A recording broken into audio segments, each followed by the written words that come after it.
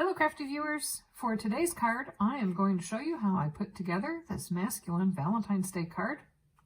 I am using products out of the new Spring, January through June mini catalog. Those products will be available down in my shop down below. I'll put a link in the show notes, so sit back and watch how I put this together. So for today's project, I am using papers from the Well Suited Designer Series Papers set, and this is a suite that is available in the new January through June mini catalog. There is a whole product suite that goes with this, and let's do a quick walkthrough of the different papers. You do get 6 different sheets, 2 of each, that have 12 different patterns. So if you take a look at my masculine birthday card, you know that I did use this paper that is both the gray paisley as well as this little nutmeg design on that card. And let's take a look at the rest of the patterns in the paper set. All of these are very masculine designs that you would see men suiting and or ties. And gosh, when I did the flip through of this paper in my video where I walked through all of the Designer Series papers, I'll put a link for that up in the corner here. I'm just so astounded, because if they walked into my dad's closet, this is exactly what you would find in there. It's kind of crazy how, this is just a Saturday shirt. I can picture my father walking around in, and certainly some tweed suiting. And does this not say tie material to you? As well as Saturday shirt material. So for a Valentine's card, for most of the cards that you see for Valentine's Day, especially out of the spring catalog, are all geared towards women. And I decided that if I were to be making a Valentine's card, who would I make it for? I'd be making it for a guy.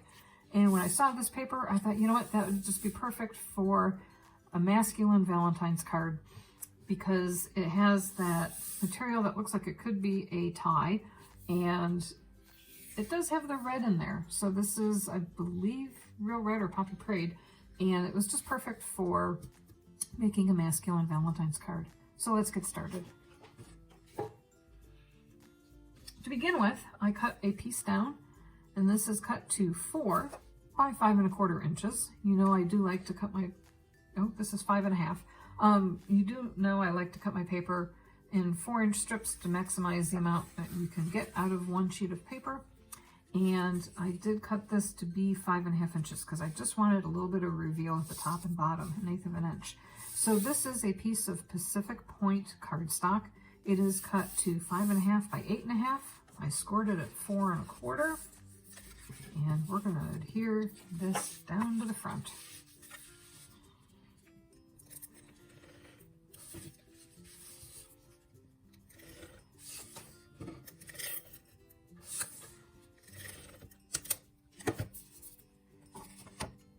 Now that does give you a 1/8 inch reveal at the top and bottom, but it is going to sit flush left and right.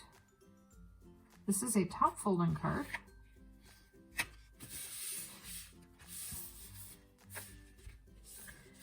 For the next step, I took the love die from the Always dies that are part of the Forever and Always bundle. And I'm going to use that to cut love out of some Whisper White cardstock. But I didn't see a die that had the word you on it. So I turned to this, the Well Written dies, and in here there is the perfect size U that goes along with it. So I thought that would be really the right scripting that would go well with the love script. So I'm using the Well Written dies, the word you. Now these words are going to sit on top of some Pacific Point paper. And the Tasteful Labels dies, and I've made a lot of cards using these dies. These are a really versatile set of dies that give you some nice labels. And the Love You fits perfectly on this largest one. And I'm going to cut that out of some Pacific Point paper, as well as my Love You out of some Whisper White. So let's bring in our little mini stamp and cut machine, stamp and die machine, and cut these real quick. I'm really enjoying this little machine, partly because I don't have to get up and walk over to my other large machine sitting across the room. I can actually cut stuff here on screen with you without having to walk away. And it's perfect for pretty much, I'd say 80%, 90% of the dies. It's very lightweight, which is the other thing, especially if you happen to have any kind of shoulder issues. Picking up a large machine can actually exacerbate any kind of shoulder problems you might have. And this little machine is just so nice and small, it fits right on my desktop. And then, when you're done, it just folds up. How awesome is that? A new full-size machine came out earlier in the fall, but because I already have a full-size machine, I really wanted to wait for this little small one. And I don't know if you've heard me talk about it in the past, but I did start out my crafting in a motorhome that we lived in for 2.5 years. And this little tiny machine would have been perfect in there because I'll tell you, there's not a lot of space to be storing in that big shot machine, especially when the handle the machine itself is fine. It was the handle that was always in the way. So this little tiny machine is perfect for crafting in small spaces. Especially since the wings do fold up when you're done. All right, here you go. We have our background. Now, the final thing that I have is I took a strip of the Pacific Point paper and I did cut it to 3/4 of an inch wide by 5.5 inches long, and I ran it through the Dainty Diamonds 3D embossing folder. This is a full-size folder, and I did run it through on my large machine and came out with this strip. There really weren't any ribbons that would be appropriate. I did want a band across the front of the card. So let's adhere that down real quick.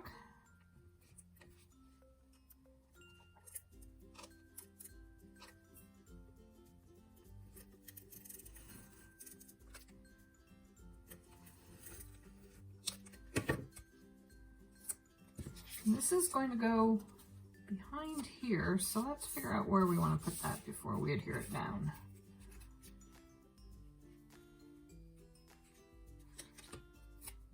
Now the great thing about this paper is there are patterns on it. It makes it really easy to align things so that everything is nice and square.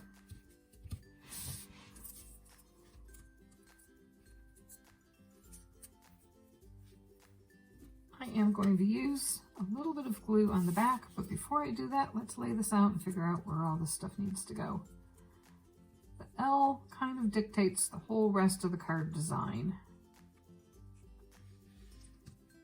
It's the bossy piece on this card. So let's figure out where that goes, and then let's put the U down while we're at it. Now you could have used some of the two-sided adhesive paper and cut a strip of that and use that with these words before you cut them out. That would have been an alternative to gluing this down. However, it does give you a little bit less wiggle room to make sure that everything is square and exactly where you want it, which is the nice thing about glue. Glue does give you a little bit more flexibility in getting things positioned on your card.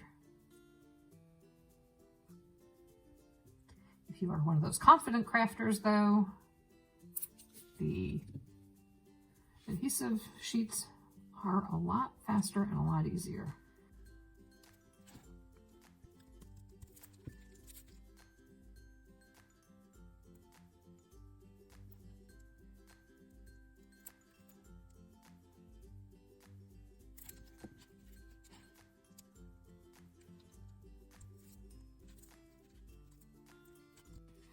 All right, now the last thing that we need to do for the front of the card is get out some dimensionals, and we are going to raise this up on some dimensionals.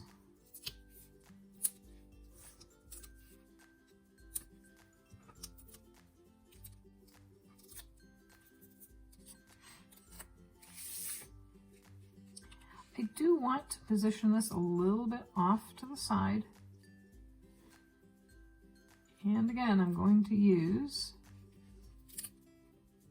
the dots that are part of the pattern of the paper to figure out where I want this to go. So there we go. Now the last thing that we need to do is stamp something on the inside of the card. So for the inside of the card, I'm going to use the Always stamp, and I'm going to stamp it with some Pacific Point ink on a sheet of Whisper White cardstock, and this is cut to 4 by 5.5 so that it kind of mirrors the size of the Designer Series paper on the outside. I am going to put this into my stamp positioning tool, and I have the stamp already lined up in there because I want to make sure that I get a really good coverage of ink on my stamp.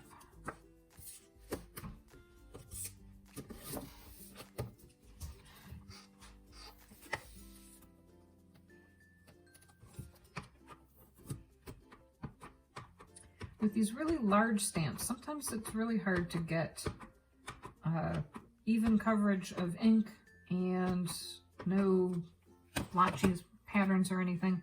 So I do like to put it into a stamp positioning tool to make sure that you just get a good impression. And sometimes it takes a couple of different applications of ink to make sure you get full coverage all around. There you go. One last step is to put our sentiment on the inside of the card, and then our quick Valentine's Day card for the men in our life will be done.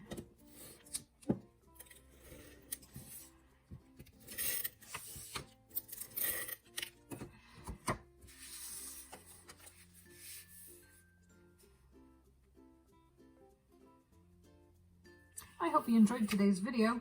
If you did and can give it a thumbs up, that would be greatly appreciated. And if you are interested in trying this project for yourself, I would sure appreciate it if you would buy your products from my online store. I'll put a link for that down in the show notes below. I hope you had fun and try this at home. Thanks again. Bye-bye.